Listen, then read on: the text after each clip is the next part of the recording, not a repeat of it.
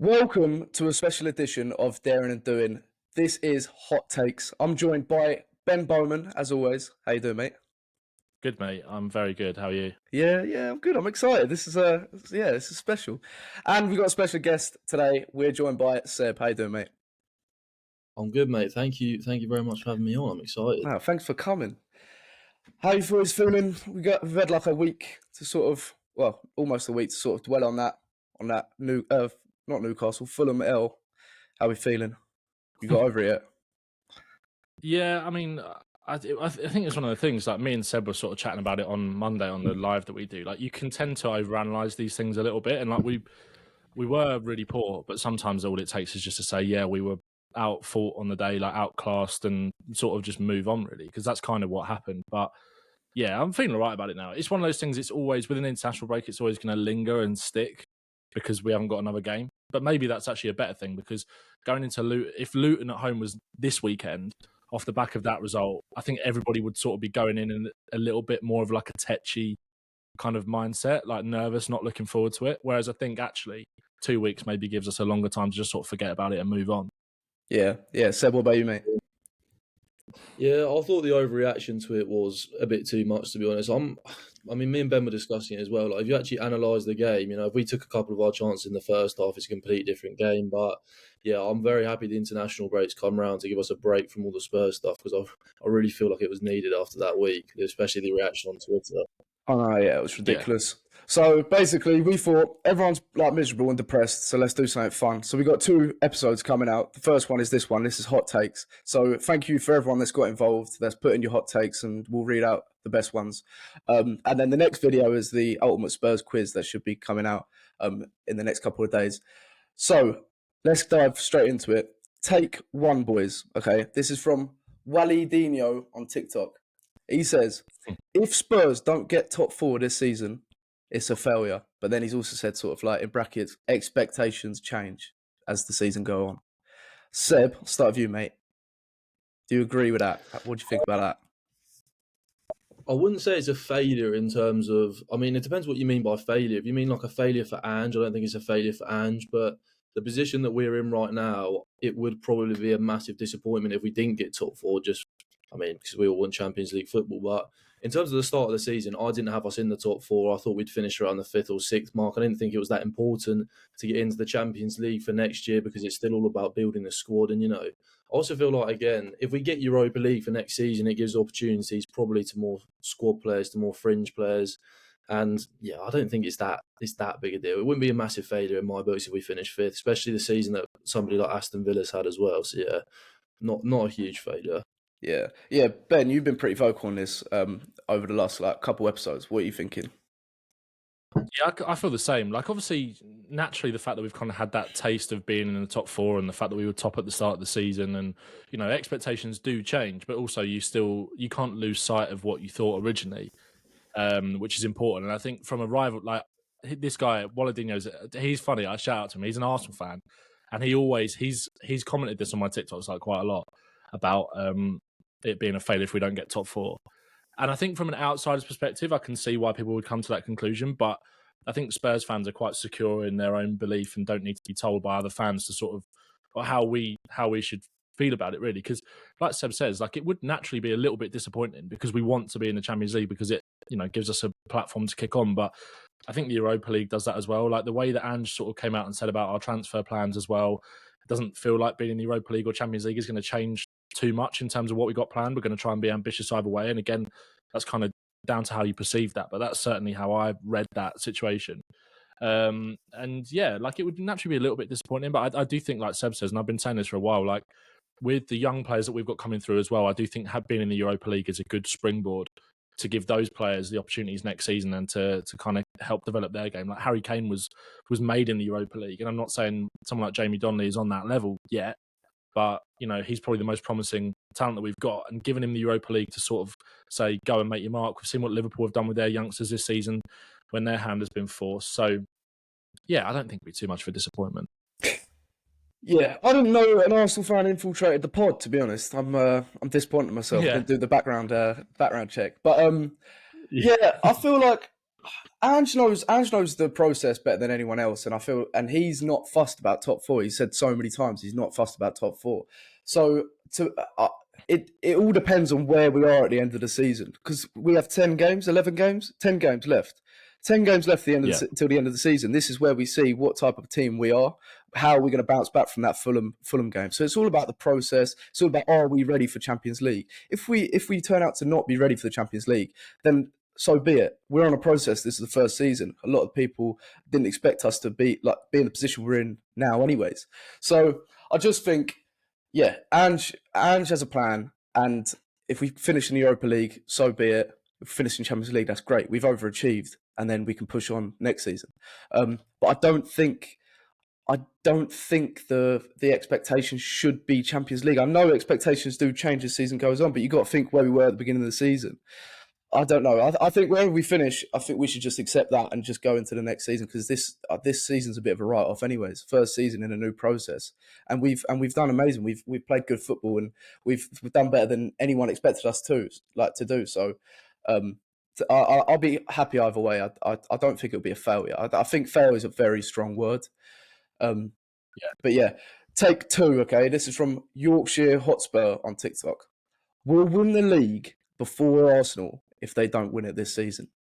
Ben, I'll start with you this time. I mean, I back it. I like it.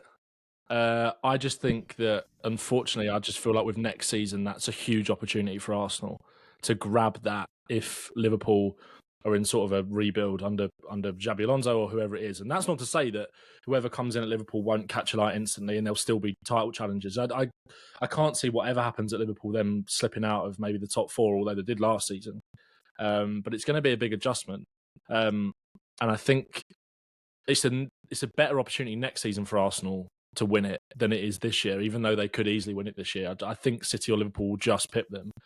But that's not to say that we couldn't continue to improve next season, not just as a result of who we bring in the summer, but also just this style of play and philosophy continuing to embed in, and the team just naturally improve over time, which is exactly what happened with Arsenal and Arteta in the first place, and kind of following that similar trajectory. Same as Man City when Guardiola went there. He didn't win the league in his first season. He finished fourth, I think. Klopp took him a couple of years. So I want to back it. I'm just not sure. That's a hotter take than the first one. But I'm not sure. As much as I want to believe it, I'm not sure that's true. Seb, mate, what are you thinking? Yeah, I think as Spurs fans, we can always be quite reluctant to give Arsenal kind of maybe the credit that they deserve. But I think they are definitely kind of a few rungs up the ladder in terms of the process, obviously, as they should be with how long Arteta's there compared to us. I think if you look at the leaders they got when they scored at players like Rice and Saliba and stuff now, and they also have such a young squad as well. And like Ben said, I think that next season for them is the opportunity. But I actually still think that they will win the league this season. They're probably my favourites for the league right now. I just think they're in such a strong place, the momentum they got going. And I think they'll carry that on through to next season. Obviously, Liverpool with Klopp leaving. City, there's just something slightly off about City for me right now. I think that will probably be sorted by next season if Guardiola stays, which I think he obviously will. So, yeah, I think there'll definitely be an opportunity there for Arsenal next season that won't probably be there for Spurs. I think that's just a year too early for Spurs for the league title again. Yeah, I fucking hate giving Arsenal credit, but their team is a joke, and they'll continue to keep spending money. You can see them going out and signing like a striker or like a upgrade on Jorginho at the moment. But I don't know. I don't think we're too far behind Arsenal. It's just when you look at, you can't really compare with the money they've spent and obviously they're 4 or 5 years down the line in this Arteta process. We're just getting started with Ange. The only thing is, if Liverpool get a new manager and they're going through a transition, what happens with City? I mean, you've seen Leicester already looking like they're going to have a points deduction by the start of next season if they get promoted, which they probably will. What happens in the summer? Over the summer, that comes out with the City with 115 charges. They start with a big points deduction, and then it's whose title is it for the taking? Liverpool were in transition, probably is Arsenal, and then Spurs in the running. And I just think if we get this summer transfer window right, we need the squad depth. We've seen our first team can compete with anyone in their day. it's the squad depth that lets us down. So if we go out, we get the deadwood out in the summer transfer window, and then we bring in that extra bit of quality and those reliable squad players that come in and do a job like you see with City and Liverpool and Arsenal now. You never know. I just think if Arsenal don't win the league next year, they probably will start falling off a little bit, because you saw with us with Poch. I see a bit of like a resemblance with Poch's era and Arteta's era. They're a nearly team. They have such a great team, but they're a nearly team. And then when they don't win it, it's a psychological battle of, can we go again? And then we sort of just fell off, and then a whole new process started. So I'm really hoping that happens to Arsenal, because they are a nearly team. They haven't done anything. Okay, the Community Shield. Yeah, that's fuck all. So I don't know. I don't know. I think it's a tough one. You can't really tell at the moment.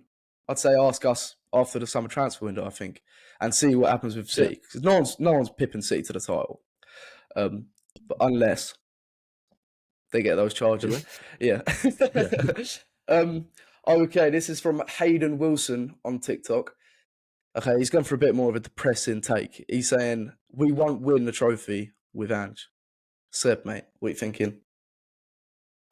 I mean, I just think that's a bit of a stupid thing to say so early. And I mean, I think Ange will be here for what?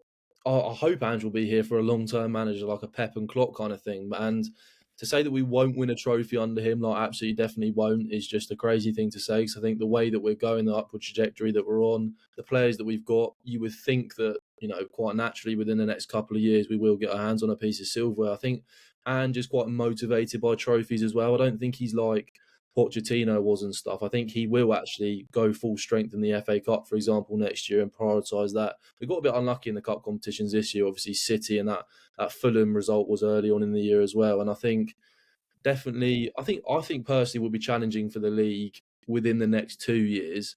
I think the cup competitions, I reckon maybe an FA Cup or a Carabao Cup next year. But yeah, I mean, to say we won't win a trophy under Ange that's just stupid in my opinion. Yeah, Ben, what are you thinking? Do you agree? Yeah, I agree.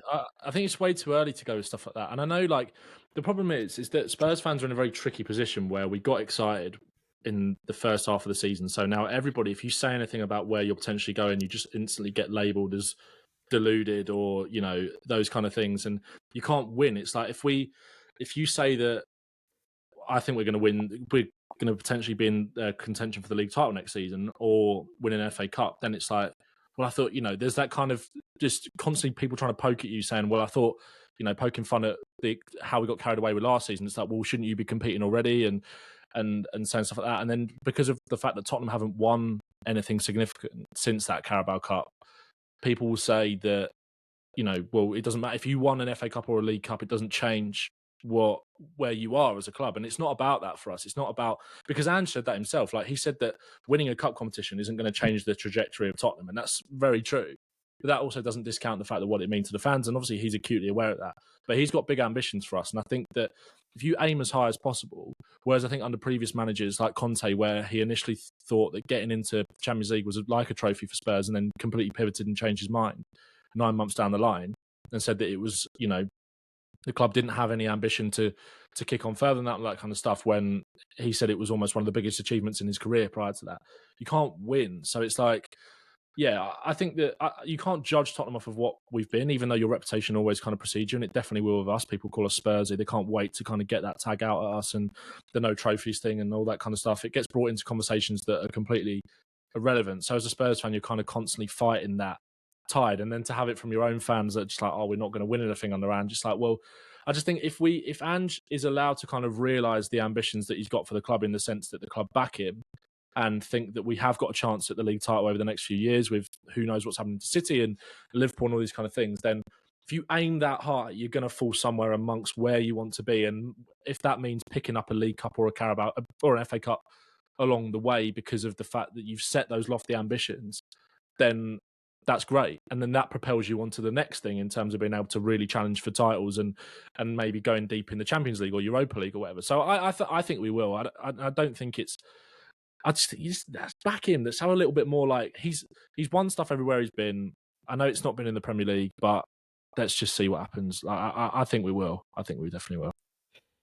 Yeah, I love Ange. I'm obsessed with Ange, and like till death do us part. I hope he never leaves us. But I feel like to play devil's advocate, if we weren't to win a trophy under Ange, he would be that player that comes in, steers the ship, and gets us going again and makes us believe again. And maybe we don't quite get there, but maybe there'll be someone else that comes in and takes over almost completed team.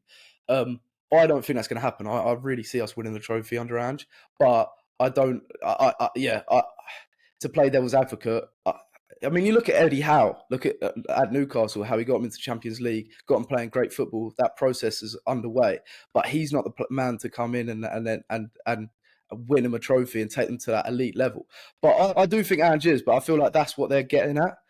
They're trying to sort of get the resemblance there with that sort of Eddie Howe type coach, someone that comes in, steers the ship. But I do actually think I do think we'll win a trophy under Ange. I feel like the mentality he brings to the squad, he is a winner. He's not here to just steady the ship. He is a winner.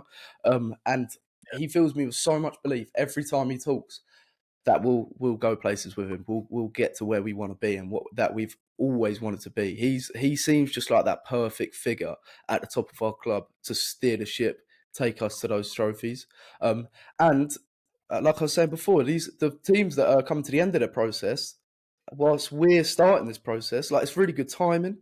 And if you're thinking of a 4-year plan, because that's his contract length, who knows what we can achieve during that time. Ollie Jones 212 on TikTok says, and Ben, I know you're saying you're interested in this one. The team of the 16-17 season for Spurs was better than the 2022-23 Arsenal team. Ben, you could start. Yeah, I mean, so this came up for me yesterday when I made another video talking about, I think it was talking about Arsenal, and Arsenal fans didn't like it. It was the Mikel Antonio comments that he made about Arsenal kind of getting very excited and sort of gassing up their players and all these kind of thing. And whenever they come close to something, there's sort of level of delusion that sits in. And although like you kind of have to take things that he says with a pinch of salt, there is an element of truth in that. But the truth in it kind of comes from not the fact that they shouldn't be allowed to do that, because they are on a very exciting trajectory, but the truth in it comes from the then hypocrisy of when you look at other clubs and what other clubs have done, and like they instantly get shut down in terms of bringing up their players. And this exact thing happened to Tottenham when we had that team 16-17 unbeaten at White Hart Lane, won 17 out of 19 games in the league, finished on 86 points, which is more than what Arsenal finished on last season, and they were top for however long. You know, we finished with more points than them. And I remember when we were having these conversations around Harry Kane, Dele Alli, Christian Eriksen, Moussa Dembele, Toby Alderweireld, Jan Vertonghen at the time, you would always get shut down, and it's like, nah, they're not on that level. You know, Poch is like overachieving with these players. Like it's a bit of a fluke. It's a one-off. They're not that good. And obviously Eriksen and Kane, especially, and Alderweireld and Vertonghen, obviously Dele Alli's career sort of went down a different path, but that was obviously for various other reasons. But, you know, these players were players at the top of the game. Eriksen is one of the most underappreciated players to me in the recent Premier League era. The sort of the numbers that he was putting up, the way he was able to dictate and control games, is what we're seeing from Odegaard now. Maybe I'm not saying Odegaard doesn't have a higher ceiling, because I actually think he probably does. And I think they were slightly different players anyway. You know, just because you see two sort of number 10s, they're not the same. Odegaard is a much more kind of like technical, knits things together. They are just slightly different players. But I just remember the conversations that we were having then around that team and constantly being put down. Bear in mind, this was by Arsenal fans who finished, we kind of left them in the dust that season. You know, didn't lose to them. They finished outside of the Champions League places for the first time in however long. And we were constantly being put down about that team and saying how they weren't on that level. But with Arsenal now, there are all these conversations thrust in about how Saka's world class, how Saliba's world class, how all these other players are, which that's not to say that they aren't or approaching that cusp, because I very much believe that Saliba has the potential to be a world class centre back if he's not already. But I think in terms of the team and what we were able to achieve, going up against it, we might not have had the same level of competition. Obviously, we were going up against Chelsea, but that Chelsea team under Conte was pretty formidable that year, and they were one of the only teams to beat us. And we beat them as well. We turned them over at our place. And we finished with more points than they did last year. So I back it. I've been saying this for a while. That 16-17 Spurs team, I know it's kind of become a bit of a meme with Spurs fans about looking back on it and like, you know, how time flies and all these sorts of things. But yeah, I think that in terms of you just take that, not looking forward to what Arsenal can be. If you take that team in isolation last season and take that team in isolation from that 16-17 season, I think we beat them, personally. Yeah, Seb, what do you think, mate? Yeah, I think the main thing for me is that just the different eras of football. I mean, both teams Yeah, are completely different. I mean, if you look at Arsenal's squad, they've got two centre halves playing at fullback, two massive centre halves, and we had Danny Rose and Kyle Walker flying up the flanks. Like, I think if you went player for player in terms of who I'd rather have in my team if I was building a squad, I think Spurs would probably win it based off that team compared to Arsenal's team right now. Like Ben said, I think Arsenal's squad obviously hasn't reached its full ceiling yet. I think they've still got a striker, a number 8 to add to that team to make them even better. But if you were going off right now, I definitely think that Spurs team would beat this Arsenal team. And I think in the different eras of football, I found the 16-17 kind of era of football much more exciting with the flying fullbacks, the number 10s like Dele Alli. And I definitely prefer that era. I prefer that Spurs team to this Arsenal team. But in terms of seeding, I think the Arsenal team could definitely go on to surpass it. So, Yeah, 100%. Yeah, Definitely. well said, boys. I don't even think I need to add anything on that. But what I was thinking, and something I was going to propose from that question, because it got me thinking, does anyone from this current Spurs team get into that 16-17 squad? Seb, what about, I'll start with you, mate. Yeah, I definitely think they do. Yeah, I actually think Pat Matasar would start for our 16-17 squad. I think, to be honest, I think any of our number 8s would start for that squad. I think so obviously we had kind of Eric Dyer or Wanyama playing next to Moussa Dembele, and I think whilst those two were brilliant, Eric Dyer and Wanyama in that season, especially Wanyama, I think a Pat Matasar next to a Dembele could be a quality midfield despite the lack of an out-and-out number 6 there. And I think I'd actually go with Destiny Udogie over Danny Rose. I know that might be quite controversial. Danny Rose was brilliant for us, but I just think Destiny Udogie is a different gear of player. He's just unbelievable. I think Pedro Porro and Kyle Walker are very different, so I probably would still stick with Kyle Walker there. Romero and Alderweireld is an interesting one for me as well. I mean, Ben knows how much I rate Romero, but yeah, I definitely think there's a few that get in there for me. Definitely. What about you, Ben? Yeah, I think Udogie definitely, because I think that obviously, I think it's important to pick up on what you said in terms of like the different eras of football and how different this Spurs team is now compared to that Spurs team then, as like you said with the Arsenal team as well. But I just think with Destiny Udogie, although we don't see it all the time, he could 100% be that flying wing back. Like that's exactly why we bought him. We bought him for a different manager, and Ange has been able to adapt him into what he wants him to be because of how technically gifted he is. And like you don't see it all the time, but I remember the Brentford game stuck out massively to me, and just in terms of how much of a powerhouse Udogie could be, and like he dragged us into that game in the second half, just picking the ball up and running with it, which is what Danny Rose did a lot. Danny Rose was great at that. But also, it's interesting with that team because although, like, if you envisaged that 16-17 team, it was Walker and Rose. But actually, for like most of the second half of the season, Rose was injured and Ben Davies was playing, and Trippier played a lot because Walker, that's when he began to fall out with Pochettino. But I think if you're looking at what that team could be at its best, I think Walker obviously gets in over Porro just because of how that team would want to play as well. Udogie for me definitely does.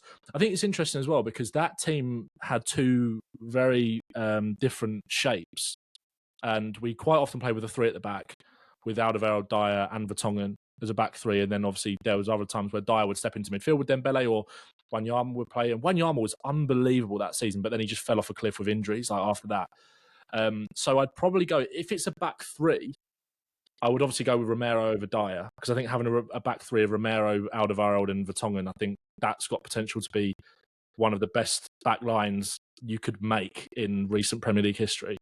Having Romero in the middle of it and Alderweireld or maybe Alderweireld in the middle and Romero in the channel and Vertonghen in the other channel. I think the front line is interesting because obviously Sonny gets in both, so no questions asked. I don't think you can't put Maddison in there over Eriksen for me, and that's not even just based off of like recent form that Maddison hasn't been quite his best coming back from injury. But those would be the two changes that I'd make. I'd bring Udogie in and Romero, but I'd make it the 3 at the back version so you could still have that midfield. Oh, actually, no, I agree with Seb. I'd go with Sarr over Wanyama because I think Sarr and Dembele in midfield could be unreal. So those are the 3 players that I'd think about bringing in. Yeah. I mean, I'd think, Vicario, I would say edges Lloris, I think, because I think Lloris is quite... Yeah, I think in that team, Lloris was quite flappy. He was unreal. That was probably his prime, wasn't it, Lloris? And his reflexes were the best I've ever seen. It's just there was elements of his game that put us under a lot of pressure, and when it was unnecessary in the big games, in the games where they're the games that you go and you win the title in those games. He'd set the time and he was the leader. And I'm not taking anything away from his ability because he was so good. But as that captain, as the leader, to be the one sort of starting the mistake making and putting your team under pressure, it doesn't. I mean, for that mentality in that moment, it definitely rubs off on the team. And then so Lloris would do something rash, and then we'd be under pressure, and then the whole team it would be like forced onto the whole team. It was like contagious. So I think Vicario, for his ball playing ability from the back, playing out the back, definitely. And I think his reflexes aren't far off Lloris's anyways. I think, Vicario over Lloris. I do like the shout of Doggy over Danny Rose.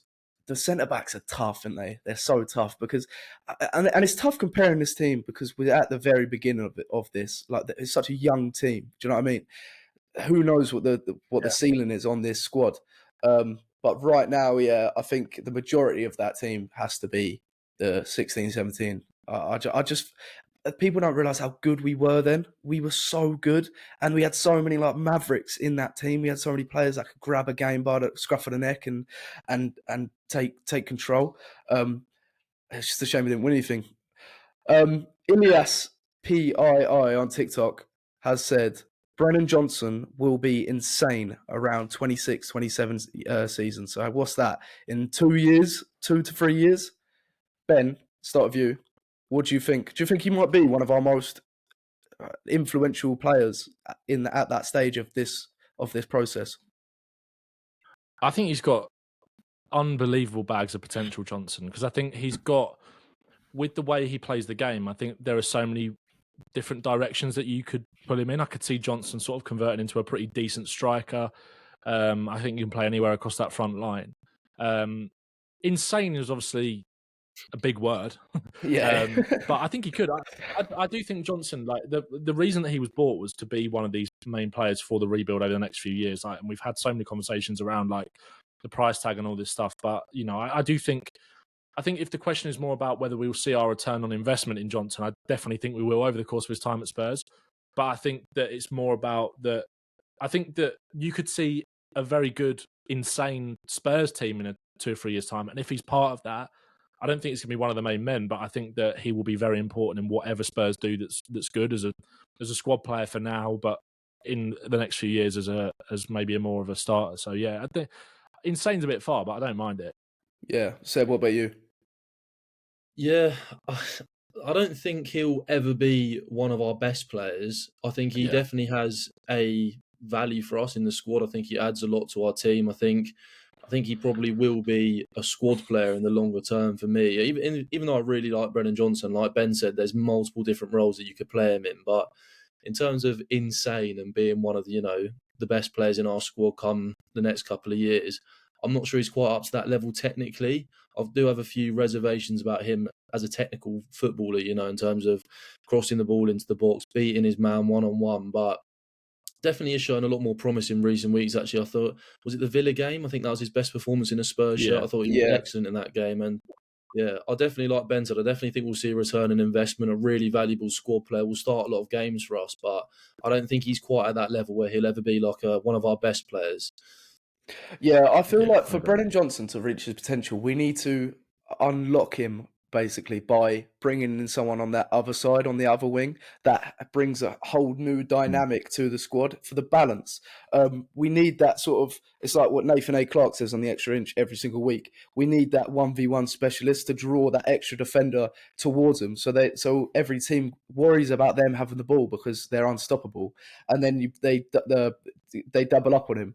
That will just allow space for either the striker or Brennan Johnson at the back post. And we've seen that trademark Brennan Johnson goal of like arriving late at the back post unmarked, beating that like fullback to that position because he's quick, he's sharp, and he's instinctive. He's not the best when he has a lot of time to think. He's instinctive. So to unlock that full potential, Brennan Johnson in a Spurs shirt, we need that wing on the other side to sort of take that pressure off him on the ball, because I don't think, like you were saying, Seb, he's not that great technically. He's not a player that wants the ball constantly, wants to run at a defender.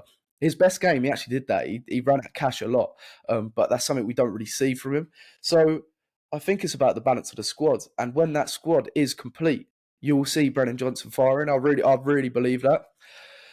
Ben, we'll come to you. I agree with that. I was just going to say quickly on that. Like, I think that there is a case to say that I think you're completely right about having the other winger on that flank to sort of draw that extra man away. Because I think that Johnson could, with the sort of goals that he does like to score and his kind of sensing of an opportunity, I think he can almost become a little bit like what Sterling was to City. And I'm not saying he's going to have that output of goals, because Sterling was scoring about 15, 20 goals a season at just arriving at the back post. And, not to take credit away from him, because he was incredible at City. But you can see now with Chelsea that when Sterling does have more time on it, he struggles. But when he's playing on instinct and the system is geared up for him to kind of be able to arrive at the back post and score a lot of those cutback goals, which we've seen that Tottenham want to do as well, I think Johnson could be, I do think that's what Johnson could almost try and mould, or Spurs could try and mould him into over the next few years. Yeah, Seb, anything to add on that? You comparing us to City there, Ben? Yeah. Well, what did Ange say? Ange said he's just copying Pep, mate. So it would make sense. It would make sense. But Sterling's always been a ridiculous footballer, and I think now we're just seeing a kind of a Sterling without that confidence, maybe, that he had at City and that swagger that he used to play with. But it was a lot. The system was very much geared towards Sterling at City. I think he even said that City, the training kind of took away a little bit of the magic for him, but it made him such a more effective player. And I do think Spurs could look at something similar with Johnson, even though I think that's kind of what he's doing already, to be fair. Yeah, I do completely agree with you. I think unlocking, like you said, Will, I think unlocking Brennan Johnson in terms of getting the best out of his ability will be what will be key for him in a system, because I do feel like also he is quite a system player. You do have to have the right 100%. System around him to fully unlock him. But if you do, then he'll be a real threat, and he'll get lots of goals and assists from it, definitely. Yeah, and you can see why Ange loves him as well, because he's always talking about the drills they do in training of the winger cutting it back to the other winger, arriving, penetrating the box. And you can just see him, can't you? And also that dynamic of Brennan Johnson stretching the defence with his runs and his movement off the ball, that player who's that tricky winger that wants the ball constantly, drawing those players in. It just works. The dynamic works, and I feel like he will be a beast. I mean, insane is a big word. I don't know if you can. I don't think we should even put that pressure on him. But I do think he could be such a valuable player in this Spurs process going forward. And also, you've seen so many times. The first season with Spurs is quite hard to sort of adjust. And this season, I do think we've been a bit impatient with him, because I don't think the balance of the team is right that suits him. And he's not someone that really wants the ball, like I was saying. So I think give him time, feel that, complete the squad and see what he can do, because I feel like he'll be really, really valuable for us in the long run. Ben, do you have any hot takes of your own? It's hard. I'm much more of I'm more of a calm take guy. I'm not always going to come with outrageous opinions. And actually, I think that mine is more kind of about what, so basically doubling down on sort of the stuff that I've been saying and what sort of Seb has definitely been saying over the course of the season around Romero. And I would say that my hot take would be that I think Christian Romero, I think, is actually our most important player in this team. And that without him, I think the system suffers massively. I think our attack suffers massively, almost more than the defensive aspect of the game, when how high he presses, how aggressive he is. Spurs have been transformed as a pressing team this season because of Ange, but also the role that Romero has kind of taken up in that. I think Spurs have got the most amount of high turnovers in the Premier League, the most lead into a goal. Our passes per defensive action is the second most in the Premier League, behind Liverpool. So essentially, we're the second best pressing team. And I think that Romero's aggression in stepping up onto the halfway line and into the opposition half to win the ball back, to be able to turn over, and with the quality that we've got going forward, and teams have sort of been cut out of shape because of that aggression and winning the ball back hard pitch. It causes so many chances and so many goals for us. We saw it at Aston Villa, so many examples of him doing it. Didn't always lead to a goal, but certainly led to chances. So I would say that to add to that as well, I think he's been our best player this season, which is something that me and Seb have both discussed before. But I would say that my hot take would be that Romero is our most important player, I think. Seb, would you agree with that? Yeah, I'll definitely agree with that. I think when you're analysing who our most important player is, it's so difficult to kind of like break it down. I always like to think we've got our most important player in defence, which is Romero, and then I think Sarr's our most important player in the midfield, and then obviously Sonny up top. So it's kind of very hard to compare those three in terms of who is actually our most important player. But I do think Romero is definitely our best player, and if I had to pick one, I would definitely say he's our most important player for the system as well. Like Ben said, the amount of times he wins the ball back on the halfway line, how front-footed he is key to Ange's system. Because without him, then the amount of times people would just get in behind us and play through the lines so easily. So and I also think Romero would be the most difficult kind of profile to replace in our squad. I just think he's such a unique defender with how good he is on the ball, how aggressive he is. Obviously, now he's kind of tempered his anger and his discipline and stuff. He doesn't get as many yellow cards anymore, which is obviously very beneficial to the squad. So yeah, I would definitely agree with you, Ben. Yeah, he's a perfect. Maybe it wasn't a hot take. No. I mean, there's so many important players in the squad, but yeah, him being the most important player, you could argue Van der Ven for the system, for the high line. You could argue Sarr for his legs. You could argue Son for his goals. You could argue for everyone. Porro, Doggy, the fullbacks the way he play. But Romero, he's the perfect amalgamation of that old school centre back and the ball playing centre back from this modern day era, and the fact that we got a World Cup winner in this team, just bossing it week in, week out. And he doesn't even get that much recognition from like rival fans. But me and Ben were saying a couple of weeks ago, we don't care because he's ours to keep. We know how valuable he is. We don't care. We get to watch him every single week. And it's lazy to sort of label him as rash and that he's a liability, because that's only now and again. And he's aware of that as well. But yeah, I do think he's one of our most important players. Also in a leadership role as well. He's such a leader, and you can see that what that's given him. That sort of by leading by example, Ange's given him this leadership role, and you can see the difference in his mindset. Obviously, like that Chelsea game, bar that Chelsea game, he's been very, very level-headed, very cool. When you don't expect him to be, you expect him to be a bit rash. So yeah, he's just getting better and better, and I love him. I absolutely love Romero. He's one of my favourite players. Yeah, I agree with you, Ben, to be honest. I think he is probably one of our most important players. Seb, do you have any hot takes? Yeah, I think this one's going to be extremely controversial, and I don't even know if I believe in myself. I don't even know if I believe in myself, to be honest, but I've gone with Kulusevski has the potential to be a better number 10 than James Maddison. That's what I've gone with. I like it. I know it's very controversial. Again, I don't even know if I believe it myself, but I think Kulusevski has every quality to be a brilliant number 10, and I feel like the signing of James Maddison may limit what we can see from him in that role, which is one of the only frustrations with having a player as brilliant as James Maddison. It's probably the only frustration because, as I said, I love him, but I think I've been saying it for a couple of years. I think Dejan Kulusevski could be one of the best number 10s in the league in the future. I think if he's given that opportunity in that role, but yeah, I think I don't know. I think potentially even in the future he could have the potential to go on and get past somebody like James Maddison. Yeah, Ben, what do you think?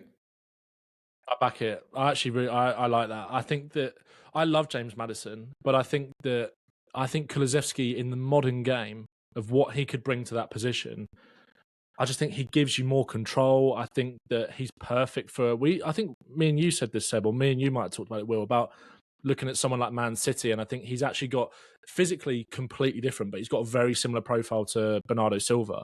And it's something that I've been saying for months. And actually, Lily White Lab did an amazing thread on this on Twitter yesterday. So go and read that about the kind of conundrum with Kulusevski as they sort of put it. And, Spurs are in a bit of a difficult position because I think, like you said, Seb, the frustration with Maddison of having a player who is that good is that it's potentially blocking the development of Kulusevski, who maybe isn't 100% suited to this system out on the wing, even though I think he's been very good this season for the most part, other than a poor few games.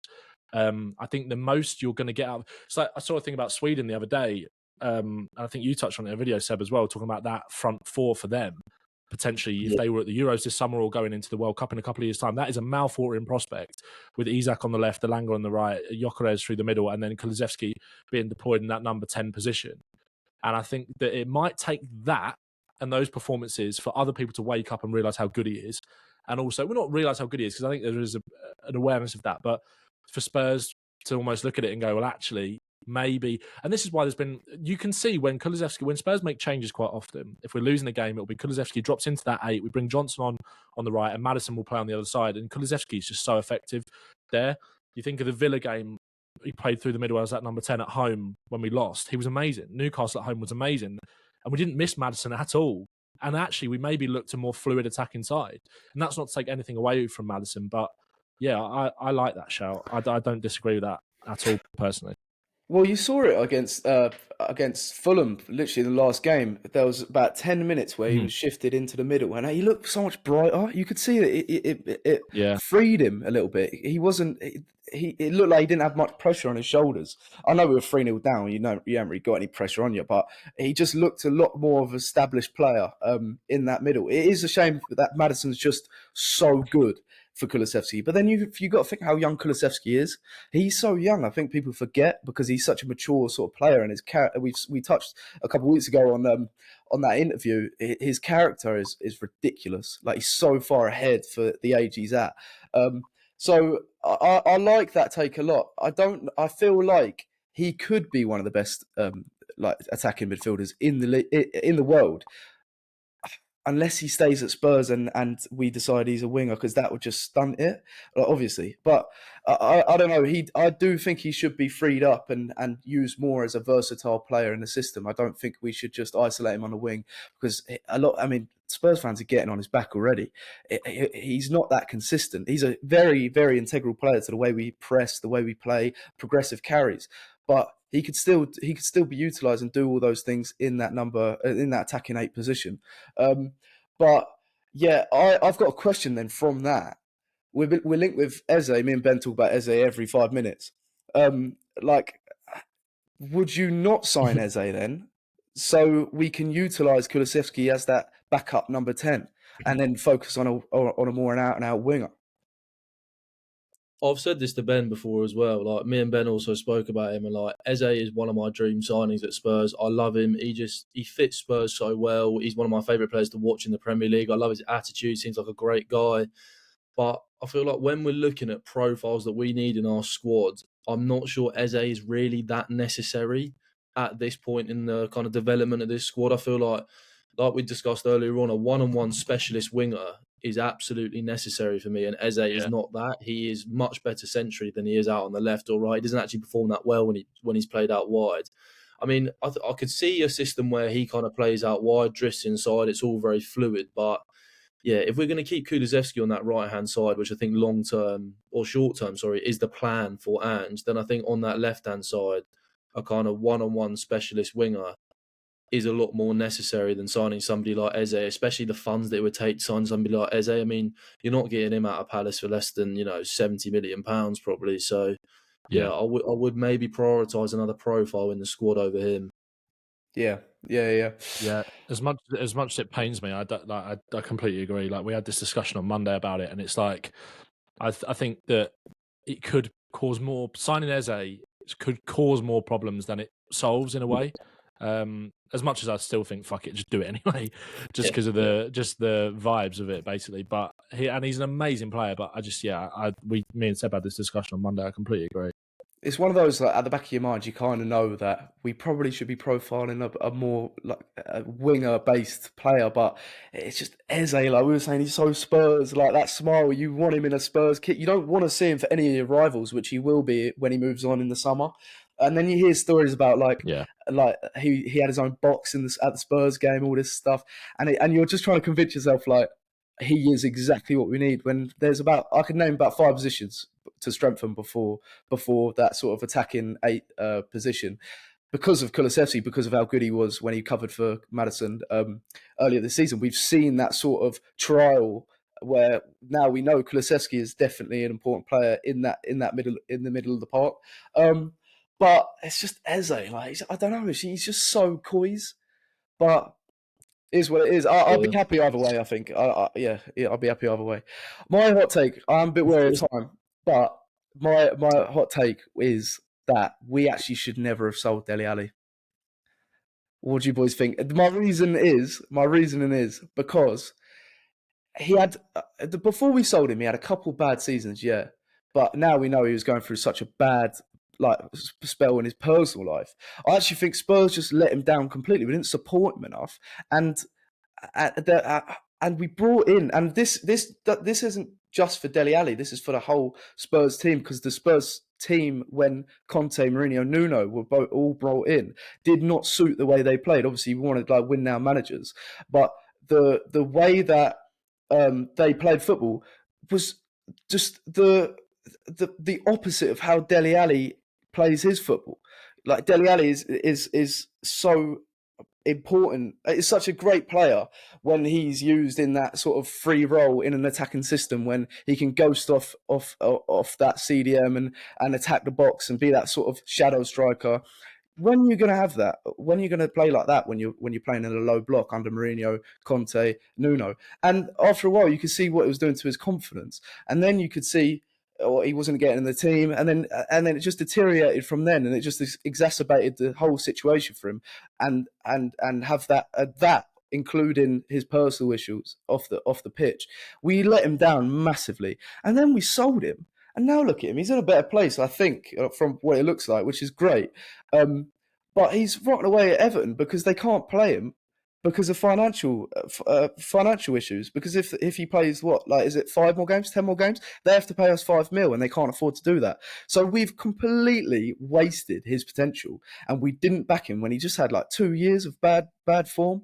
And I actually think if he was still in the team now under Ange in that sort of attacking 8 position, he would be a joke, and he probably would be in his prime if we really tried to help him as much as we could. I mean, it's definitely a what if, because we never know. And at the time, selling Dele Alli definitely seemed like the right thing to do.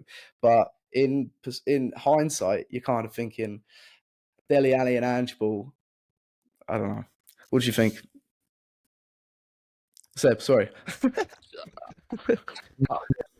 Yeah, I think it's such a difficult one with Dele Alli, because obviously all the mental health stuff that's come out with him afterwards, it's like we'll never know if Spurs knew about that. I find it quite difficult to believe that Spurs didn't have any idea what was going on with Dele Alli. I think, I think they probably knew that something had gone wrong there, and they probably weren't too willing to explore it. So they thought, we're going to sell him. I don't think they sold him because of that, but they probably knew that that's why he had a dip in form. But I think the Dele Alli in the last 2 to 3 years at Spurs, he almost gave us nothing. Apart from that first period under Mourinho where he kind of was revitalised a little bit, he wasn't good enough. He did need to be sold from a purely footballing point of view. But I do definitely hear your point about him now, if he was in his prime now, if he dealt with those mental health issues in a safe space at Spurs where, he had lots of his best mates like Sonny and stuff, and he could get through that at Spurs.